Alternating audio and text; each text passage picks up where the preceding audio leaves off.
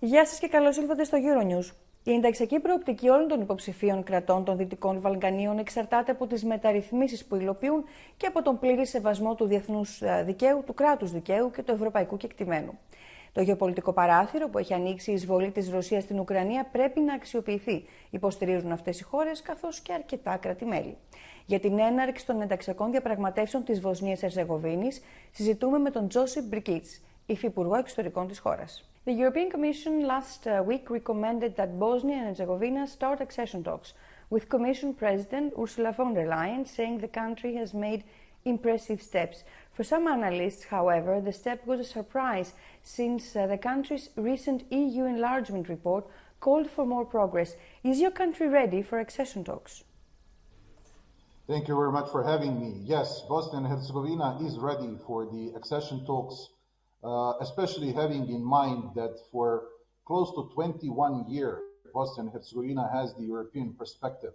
I will remind you that was during the Greek presidency from Thessaloniki Summit 2003, and we believe that 21 years after this promise, it's time to open negotiations for the membership, which we know that it's only a beginning of a hard job in front of the institutions of Bosnia and Herzegovina, and it's not in the most favorable time for the European Union when we speak about the enlargement. But there is no other future for Bosnia and Herzegovina than the membership to the EU. In which areas are you focusing your reforms right now? And what about the Commission's recommendations of October 2022? Are you moving forward?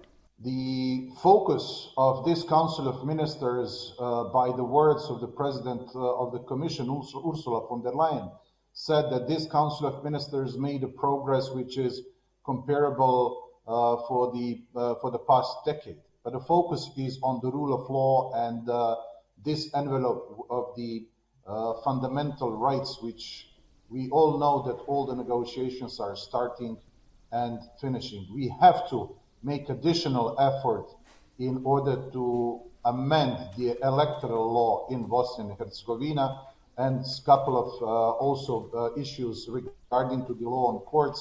But these all are ongoing commitments from Bosnia and Herzegovina, and after we get the green light to open the negotiations, we are going to continue with the hard work and the reforms done in Bosnia and Herzegovina. Do you think that the EU should focus on the geostrategic momentum that we have right now for the accession of Western Balkans because of the Russian invasion in Ukraine? And what does that mean for EU's merit-based approach to enlargement? We think that, as I said, 21 years after the European perspective promise given to all the countries of the Western Balkans, it's time to have this political approach towards the enlarging of the EU. In the past 2 decades, only one country, and that's Republic of Croatia, neighboring, succeeded to finish the negotiations and to become a member state, and that was also 11 years ago.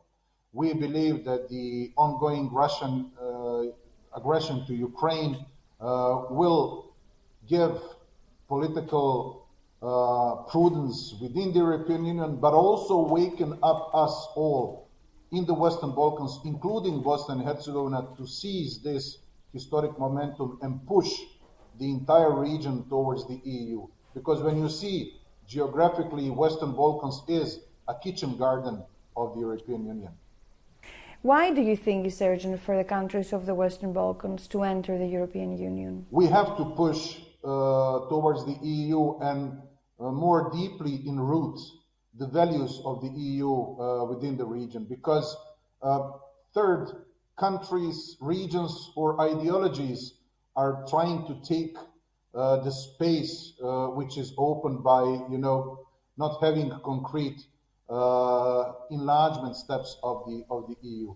Plus, as I said, geographically we are the Europe, and all the people living in Bosnia and Herzegovina, regardless of whatever background they have, they are all European people. Our place is within the EU. As you know, there are doubts by some member states for Bosnia's amount of progress, we could say. How do you feel about that? We believe that we have to push harder on the reforms that needs to be taken within the Bosnia and Herzegovina, but also at the same time to work with the capitals of the EU member states, to remind them and to assure them and help them to keep up with this 2003 Thessaloniki promise about the European perspective of Bosnia and Herzegovina and the entire region. There are countries who are more in favor of the enlargement. There are others who want to have the internal absorption capacity of the EU better shaped before entering the new members. Regardless of what it is, the enlargement process and the internal capacity building for the new EU member states can go in parallel. So we believe that based on the merits of what we have done, Bosnia and Herzegovina will open and then hopefully in a very normal time framework close the negotiations for the membership, and then that we can take our seat at the EU table.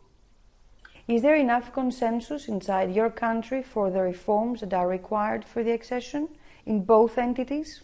European path of Bosnia and Herzegovina is a common goal of the position, opposition, all three constituent people in Bosnia and Herzegovina, Bosniaks, Serbs, Croats, and of course two entities, Federation and Republika Srpska.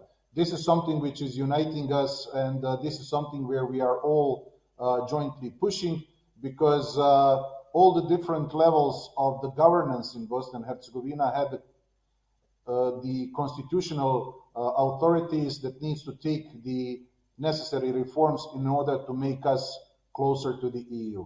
And yes, the EU is consensus within the Bosnia and Herzegovina.